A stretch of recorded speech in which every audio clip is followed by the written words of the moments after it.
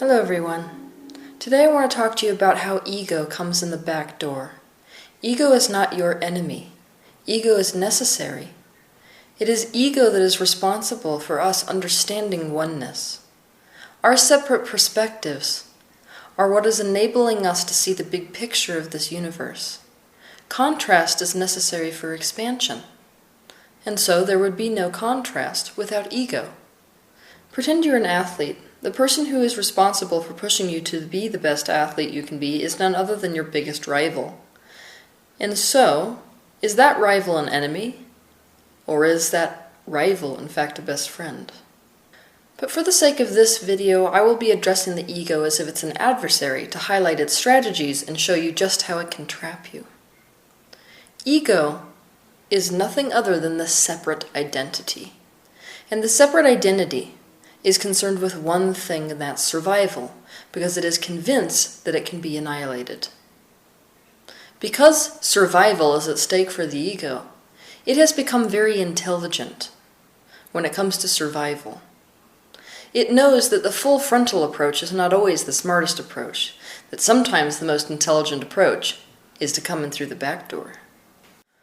For thousands of years, this backdoor entry has been called the final trap of the ego. Some examples of the final trap of ego are trying to eradicate ego by becoming completely humble, only to become egotistical about being humble, or trying to eradicate ego by becoming selfless and dedicating oneself to service, only for the ego to become convinced that it is the only one that is capable and strong and that others are weak and in need.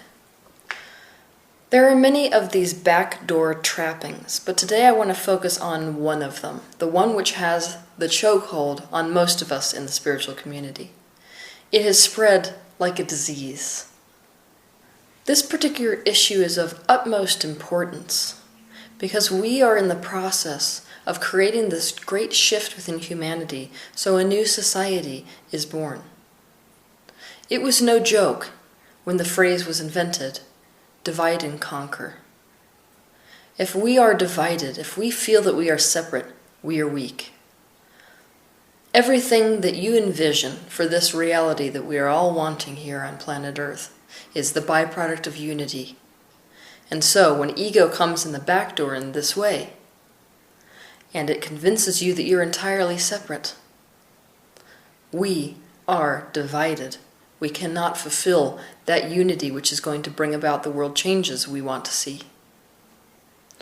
And the belief which ego has come through the back door on is the belief, I create my own reality. The back door is wide open. Ego has seen that it is open. It has stormed the castle, and now many of us live at its mercy while becoming convinced that we are leading an in-alignment life. The ego strategy, in this particular case, is isolation. A byproduct, of course, of the ego's perception that it is separate from all else that is. Let me explain. One of the most important spiritual steps we can take is to move out of the role of victim by recognizing our personal power and making changes in our life that are in accordance with that power. We must recognize that it is our minds which create our reality. We must recognize that as an extension of source energy, we are ultimately God incarnated physically. We must recognize how we have given our power away so that we can begin taking our power back. But here is where the ego traps us. This teaching often allows ego to come in the back door and tell us that we must rely only on ourselves. It tells us that no one else can do it but us. It uses the truth that we create our own reality to remind us that everyone else will fail us, that we have to suck it up, accept the reality that we're alone in our reality and creations, and then that we must do everything ourselves. It swings the pendulum from the desperate invaded powerlessness of dependence to the desperate lonely powerlessness of independence. So here is the difference between the message that ego gives you and the message that spirit gives you. Ego says, suck it up. You are the only one that can love you, and that has to be enough because no one is going to do it for you. That spirit says, begin to love yourself and your vibration will change enough that your reality will begin to reflect that new state of being, and others will suddenly demonstrate the love you've always been wanting from them. It may seem contradictory that we teach individualism individual empowerment, at the same time as interdependence and oneness. But I promise you, it is no kind of contradiction, and this is why. We live in an interdependent universe where everything in existence is one. But we have projected forth into the physical dimension where our individual perspectives are creating our little subjective physical realities. Separation is something we are trying out so we can understand oneness for what it is. For most of us to come into alignment with our higher selves, we must become self-focused. We must follow our happiness to the ends of the earth and take back our personal power.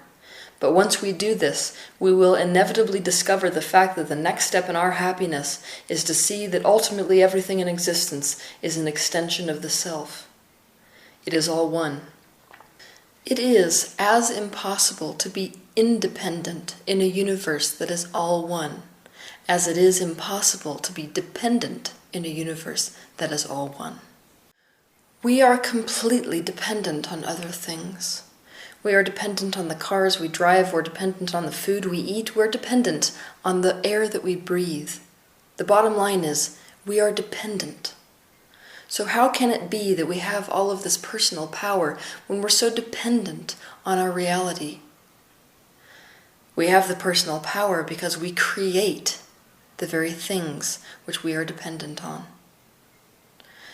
You are no more dependent on these things that you're dependent on than a painter is dependent on his painting. It is your creation, and if you have created it once, you can create it again and again. So where does this leave us? It leaves us with the truth that your power is all about knowing the power that you do have. The victim forgets the creative power of his own being. He forgets he is creating everything, including the things he thinks he is dependent on. In other words, if I manifest help from others, it is not them helping me, it is me helping myself. What I desire is not at the mercy of anyone else but me. If I am this person, I will wait for others to create what I want, and this waiting game is powerlessness. The one who is trapped by ego in personal power is the one who forgets that we live in an interdependent universe, where our creations will always come through the venue of other beings. If we are this person, we will see getting help from others as powerlessness. We will live lonely, tiring lives due to the fear of dependence. The ego will bait us with the promise of feeling good about ourselves. We can feel strong and feel powerful because we're the only capable ones. We will live in a world that is full of people who we feel are incapable. We will trust no one and nothing. We are isolated and cannot feel the oneness inherent in symbiosis. Oneness is reflected in symbiosis. In a symbiotic relationship, we are not convinced that everything depends on whatever we're dependent on. Instead, it's a mutual exchange. We understand that we are creating that which we are dependent on. And so, if the participant that we're dependent on is no longer willing, we can find a new one. And that there is our power.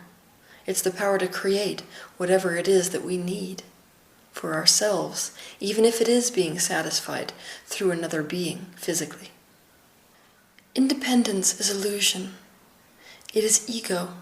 Personal empowerment is much, much different, but we have the tendency to confuse the two.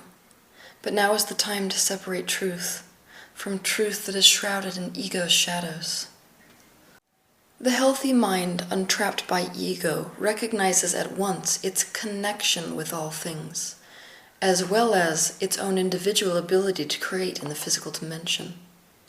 Since most of us are isolated to our individual perspective, it is very much in alignment for us to go in the direction of our own personal well-being as individuals, without falling prey to the idea or the illusion that it is possible to be a separate identity, that it is possible to be an individual, because it's not, in a universe where the basic law is oneness. This is a tool that we are using, this perspective of me versus you. It is a tool that is aiding our expansion. It is the contrast. which is no problem, as long as we are the one running the tool, instead of the tool being the one that's running us. Have a good week.